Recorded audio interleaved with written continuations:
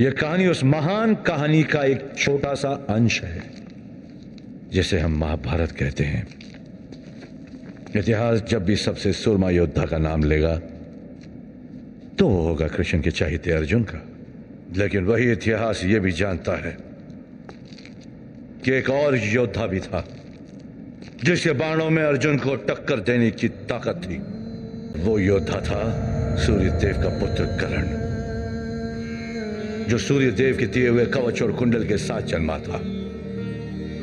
ऐसे कवच और कुंडल जिनके दिव्य वरदान ने कर्ण के बाजुओं में इतना बल भर दिया कि देवता भी उसकी ताकत के सामने कांपते थे, जिनकी शक्ति इतनी थी कि ब्रह्मांड के तीनों लोकों में ऐसा कोई अस्त्र नहीं बना था जो कर्ण के शरीर से उसकी आत्मा को अलग कर सके।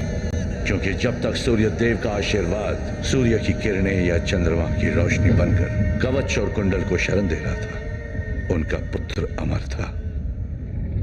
सूर्य की किरणें जब युद्ध के आरंभ की घोषणा करती और उनके तेज से बल पाकर जब कर्ण के बाजू धनुष को थामते तो उसके धनुष से निकले हुए तीर मौत बनकर बरसते। कर्ण के इस वरदान का कहर जब पांडवों की सेना पर टूटा तब कृष्ण को एहसास हुआ कि कर्ण की शक्ति का जवाब रणभूमि में देना असंभव था। वो जानते थे कि कर्ण दानवीर था और स्नान के बाद भिक्षा में जो कुछ भी कर्ण से मांगा जाता वो उसे देने से इनकार नहीं करता। तब कृष्ण ने भेजा इंद्रदेव को। इंद्रदेव ने रूप लिया एक ब्राह्मण का और कर्ण से उसका कवच और कुंडल मांगा।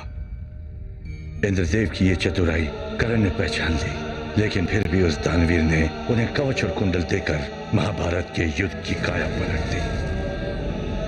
इस घटना के बाद ना ही कोई ग्रंथ ना ही कोई गाथा दोबारा कभी कवच का वर्णन करती है, परंतु कुछ कहानियां ऐसी भी होती हैं जो लिखी नहीं पुश्तों से बताई जाती हैं।